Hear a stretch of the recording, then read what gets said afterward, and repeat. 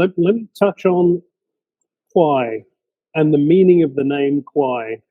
A lot of people have asked, and in fact, I'm at a conference now, and they misspelt it. There's this tendency to misspell. So I thought I will explain where the name comes from, what the word means. I was born in Cape Town in South Africa, and the street parlance of Cape Town, the word Kwaai means cool. It also means angry or wild. You know, it's the same way that street slang, like the word wicked or sick, have, you know, cool connotations. And so the word Kwaai is a word that I'm very fond of. Turns out in Japanese, it means behave, or it means cute. You know, it's also got multiple meanings. So when I was pitching Kwaai to NTT Global, to their AI lab, they said, wow, that's a fantastic name. So I managed to get Kwaai.ai and Kwaai.org. When I was describing this to Kai Pham, he said, well, you know, in order to remember Kwaai, because he's also calling it Kwaai and whatever, in order to remember it, he says it should be an acronym for something. So he says the KWA is Knowledge Workers Alliance for AI. So if you're ever confused, then that's the mnemonic that Kai uses. Anyway, we'll hear more from Kai because maybe we'll want to talk about what happened at the AI 4 conference. But some things that happen in Vegas should really stay in Vegas. Yeah, this is Vikas. I'm the Director of Engineering at Intel, taking care of AI on Edge. I have 2+ decades of experience working on satellite modem design, laptop design, and more than a decade on mobile platform development for Android. So from last few years, I'm working on IoT, Edge, and AI. Right now, it's more of customized workloads, but I worked on with Reza a couple of years back, and then I can contribute more on Edge part, anything to do with Edge AI, training, cameras, IoT. I'm pretty good in that, and I bring a lot of experience around that. Good afternoon, evening over here. Sam Johnston, Australian, as you can probably tell, currently sitting down in Monaco for a chunk of summer. Computer scientist, don't like the term thought leader, so we'll say thought fast follower around cloud computing about 15 years ago.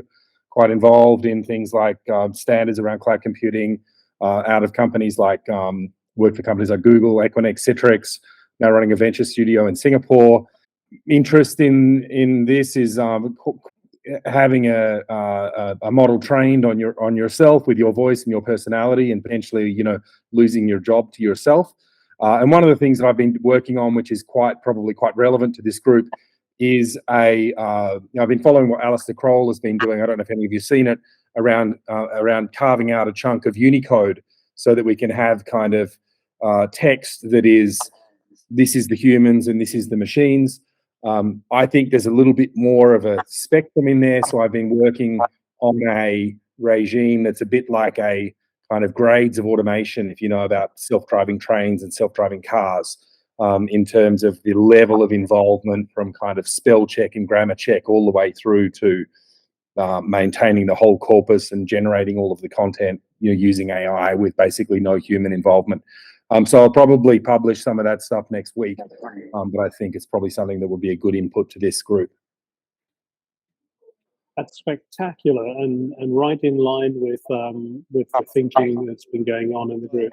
I got an invite from Mr. Morning this morning, just minutes ago. So I really, you know, I'm in that blissful state of not knowing anything about it, but yet I do know that it's something good because it's coming through him. So anything you could do to bring him up to speed? Yeah. Good morning, Bor Magdic. It's evening here in Serbia, where I'm here for the summer. My native Serbia. I live in the US.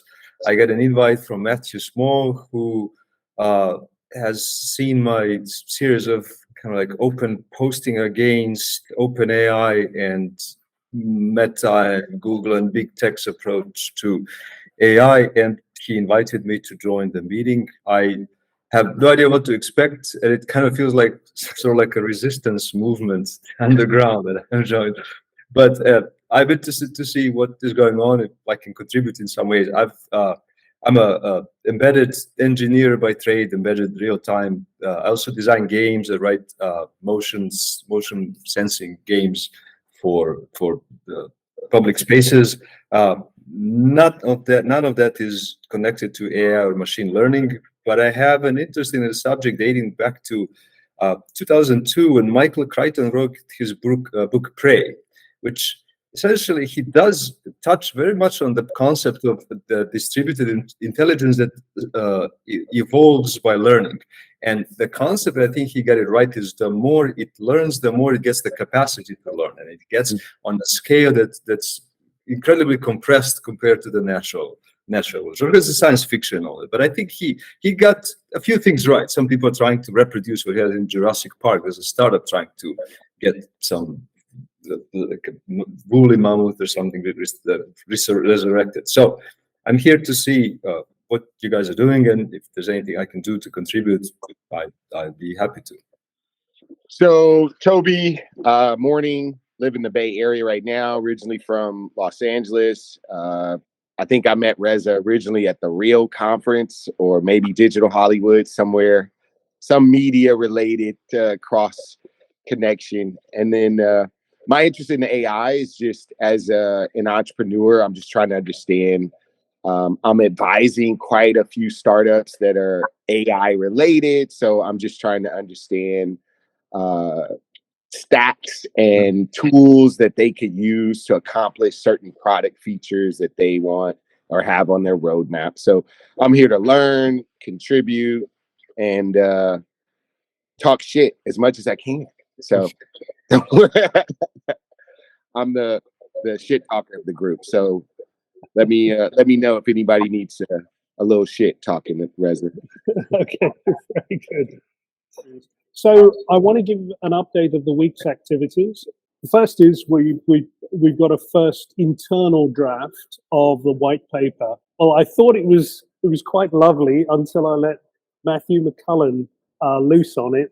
Watching him edit it is like having an army of elves work on your shoes overnight. So you wake up in the morning and you see it's changed. So I wonder, actually, Matthew, if I can put you on the spot, if you can maybe give a high-level outline of the structure of the white paper. Yeah, thank you. And Reza, you have to admit, I did warn you if it would be okay if I mucked up the document. So it's certainly mucked up, but I kept a lot of your language in there. It's fantastic.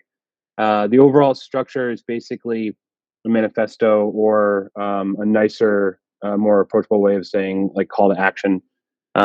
So not only are we pointing to the potential of AI and how it's going to impact industry and our everyday lives, but also the impact that includes negative impact. So we're comparing it against, the game Monopoly in terms of how, corporations, guard their competition and they create a moat. And is that going to impact access to these AI tools?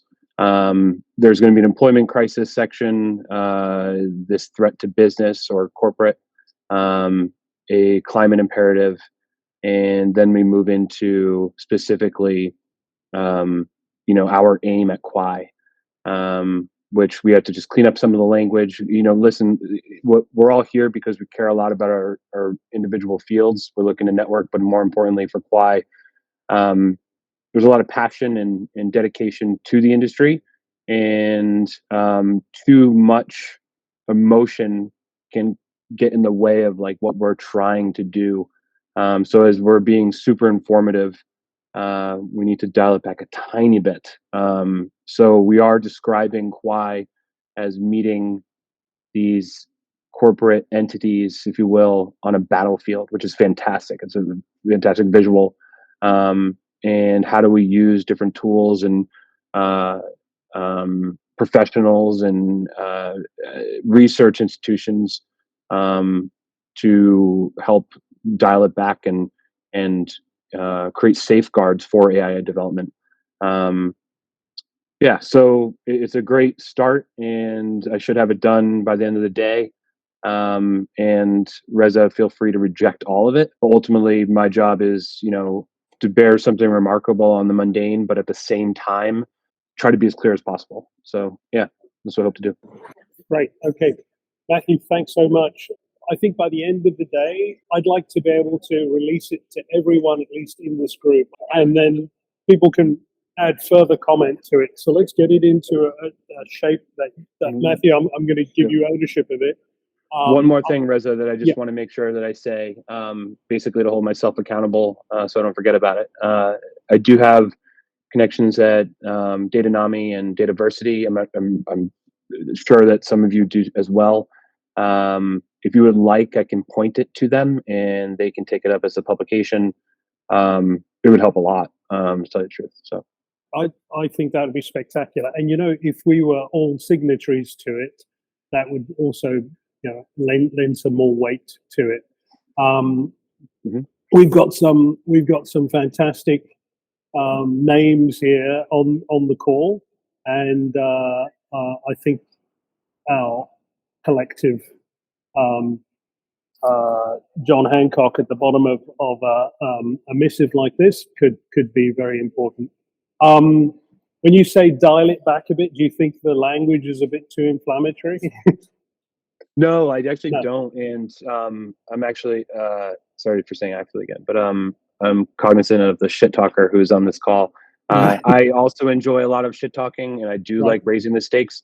It's just when there's a lot of emotion in this type of text, it elongates sentence structure. So I'm just trying to dial back that, not trying to lose your voice at all. Right.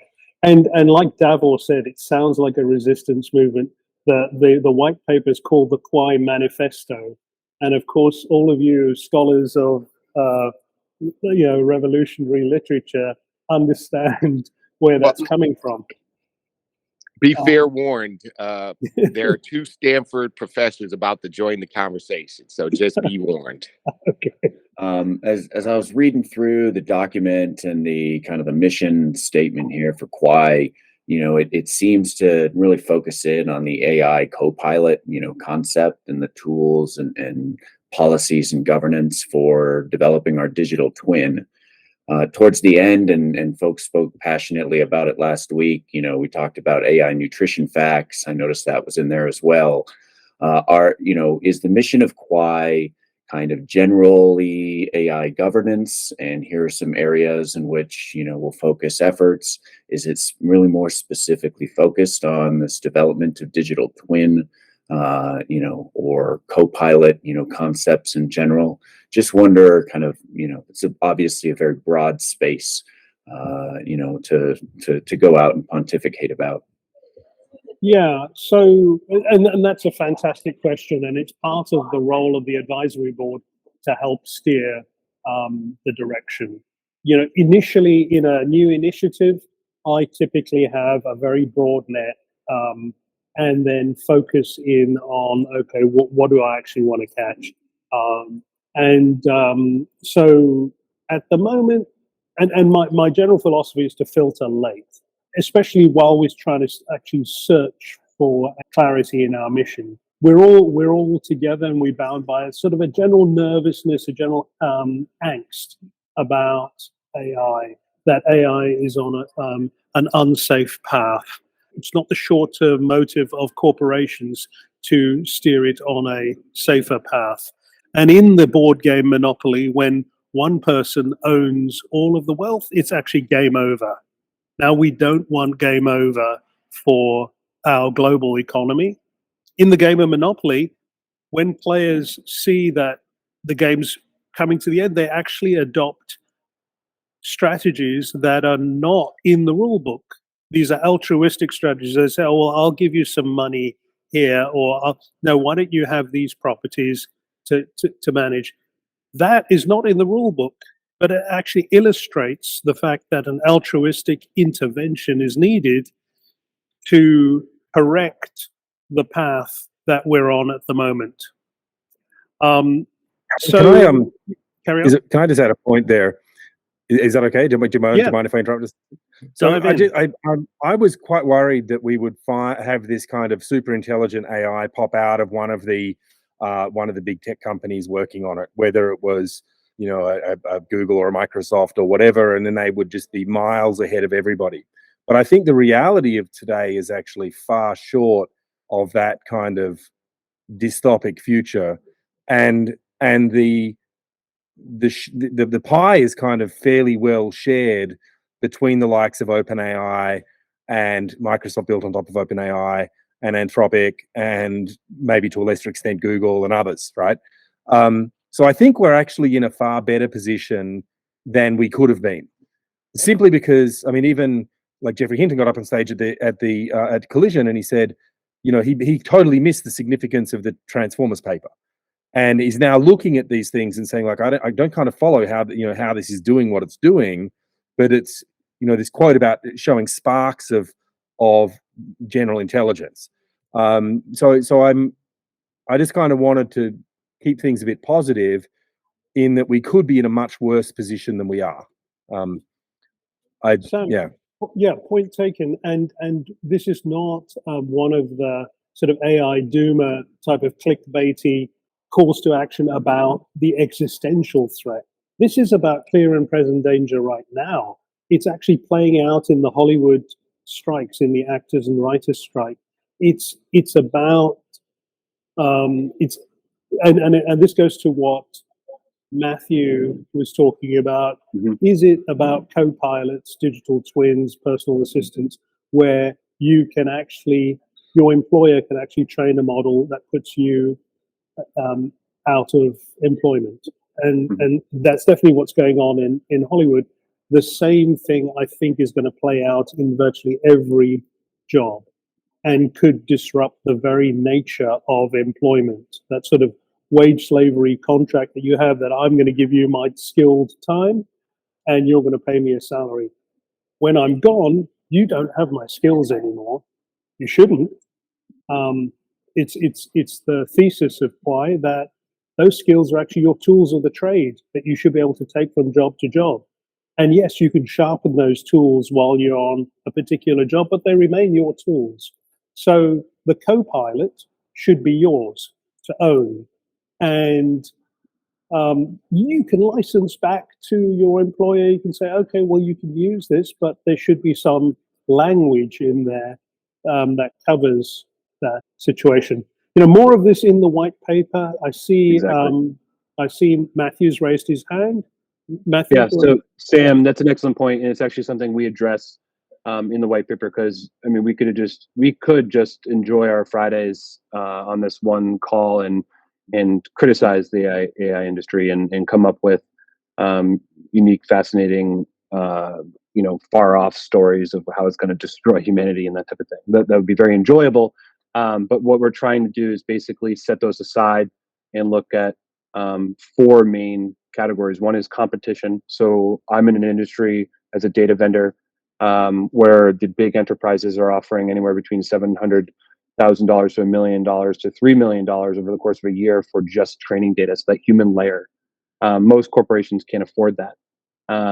Or the employment crisis in terms of what Reza keeps talking about in terms of that digital twin, in terms of the employer owning that, and then having cloud tax when it comes to corporations for the development, and then this climate imperative, how the computation or the compute intensive services are intensifying climate change. So things that are real and tangible right now that can be addressed through both education, awareness, speaking at events, and creating more of a community around thought leaders and people who actually want to do something rather than just merely criticize. So good point. Another point, I guess, is that an oligopoly is only marginally better than a monopoly. So I'm not saying that the things are perfect, but I'm just kind of saying that things are maybe better than they could have been. Excellent. Absolutely. Michael Rubin, we haven't heard from you. Sorry. Yeah, thanks. So I'm sure we're not going to make it through the whole agenda today, but what I wanted to just bring up is I think there's two critical things that maybe it's a separate advisory meeting, and some of it may come through in the white paper, but I think it's super critical to Matthew's point that as a group, we do two things. One, we nail down our focused mission. And two, we make sure we have the branding that goes along with that mission. And this is not to talk shit, whoever, Toby, about the name. I love the name, but to me, that name inspires a company or something different than a brand that is supposed to be around a mission, a purpose, or a benefit. And especially if the mission is heading in the direction of a co-pilot. I'll just use that generically. Something around self-sovereignty, around liberty, around things that are the fear, the benefit, the thing that wraps that together. I think a brand that coalesces that will, and the focus of a mission will enable us to recruit in all the right people to make that happen. The more it's broad or the more it's sort of obscure, I think the less chance we have of getting all the free media we need, the free attention, and the actual participation that we'd like to achieve. So I don't know if this is supposed to be the advisory meeting, if there's going to be separate ones, but I think that needs to be a very, very quickly put together set of discussions and agreements, and maybe that's part of what you want to update on the operating agreements or things like that. But I just kind of wanted to raise that. I was describing this to one of my colleagues who's not an AI person. He's more of a biologist, wet lab person, and he brought up a good point. And I think Riza, who discussed this in the past, like I think one of the things missions we want to do is come up with an ethics statement, right? We want to say AI ethically, we want to solve all the problems that you guys brought up. So I think that's one of the things we got to think about. And in the manifesto or the white paper, I think there should be a whole ethics section that we go, this is how we have the safeguards built with what we're doing to prevent, let's say, the AI taking over the world or AI being used for nefarious things. But that's the thing. I think a lot of people who are not computationally inclined, that's the first thing they're going to ask, right? They're going to be like, well, AI could be unethical. What do we use that for? And then I think if we just clearly outline, we're going to solve that problem because we're a bunch of rebels coming in and doing this, we're going to make it ethically sound. Yeah, sorry, good. Sure. But very quickly, to rebound on the different things that has been spoken, I think the main reason we are doing all that is for democracy. And why I'm saying that, in this notion of democratizing AI, there is one, of course, is about how do people have access to it. But secondly, democracy itself is under danger right now, as we can see in the real world. But the first danger is, yes, if you have major companies having the monopoly, there is no more place for people to have a voice. So I think one of the things that Kwaai is about is how to give a voice for everybody and to be expressed through this topic, which is AI. So this is the first thing, giving people the voice. The second thing is, as you know, more people interact with AI, we have less and less conversation, because democracy is about conversation between people. And if people have a tendency to talk much more with AI rather than with people, this is a threat to democracy as we understand it. So for me, it's not just a resistance movement. It's more about to give the power to human being having a voice. So let me switch, rapidly about myself. For those who don't know, I'm in AI for 30 years. Sold my first AI company in Silicon Valley, was very successful. Now I started a second AI company for life science. We are generating human digital cell clones for drug R&D using gene expression.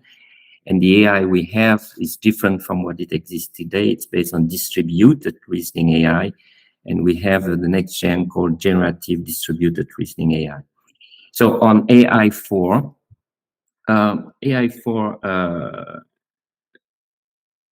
cover a lot of vertical. as a lot of AI conference. And I personally didn't learn anything new. People are mainly focused on data, talking about how important to have quality data, how to collect it, and so on. So, I mean, all these problems, we all know about it. So this is one thing. The second thing is that some of the speaker was more focusing on how to empower people with AI rather than thinking just automating as a benefit of AI. So the main focus was more about how we allow the employees, the workers in your company to thrive and to have more impact using AI rather than just focusing again on the productivity in terms of automation. The other thing is there was a very I would say a quite big group of people that just learn about AI. So even though I'm sure all of us here, we are quite familiar with AI, but we have to realize that actually there is a big education part of it. So it's a good time for Kwaai too to have this education dimension into it. Because most of the time when people take wrong decision is because they're not very well educated. And then the most important part of AI4 is my long-time discussion with Reza, a long night, and we go through quite a few topics. Yeah, I tried to dissuade him to work on AI only. Thanks. Yeah, thank you. Thank you. Afshin, Kai wanted me, suggested that I return back or don't ignore physics. And both you and I, Afshin's also a physics a major. And so, yeah, that's more of a closed group and less open to new ideas than AI, or computer science or life sciences. So anyway, so let's continue the agenda. We're probably going to wrap early, but I want to give a shout out to Masu. Masu, thanks for contributing to the document. I'm at a conference on the Queen Mary, the boat. It's actually not my conference. My wife's on a panel on AI in education, and the various vendors that run the sort of back ends like Canvas and Blackboard, Turnitin.com, and other big vendors have put on this conference, and it's like a two-day thing. On Saturday, wow, that's tomorrow, I'm keynoting DataCon LA, and I've still got to prepare the deck for that, so that's going to be probably a late night tonight. I just want to give a mention to Govinda, who's preparing the membership agreements. And so maybe Govinda, you can just say a word or two on that, where you are with it, and yeah. So we had to work out a couple of things on that, but I did the initial draft, just a simple membership agreement. Everybody has a voice, everybody has a vote for any information or any decisions we make. It'll be a kind of a governing board because we had to have some people running it. So that's that. We had to decide that it has to be a non-for-profit organization if you are going for funding. Most of the open source initiatives are non-for-profits, right? So that's something we need to decide. And it's pretty much anybody can come in and leave at any time. Bigger issue is about confidentiality and the information. How do we treat the information that is shared here? And also if what kind of protections we need to have with regard to whatever we discuss here. Whether it is a kind of open forum where we come in, take information and go out, or whether there has to be some safeguards on certain things. So those are the things I have worked on the initial draft. Reza, I have sent you a copy. Take a look at it, give some feedback, and then we can circulate on the broader group. Splendid. Okay, and thanks for the effort. And This is it's an important step forward in getting this loose band of friends to become more of a formal. We've got a busy weekend, and thanks for devoting your precious time. This is important work. We care about it, and so I look forward to seeing you on next Friday's call. Documents will be circulated during the week. Thank you so much.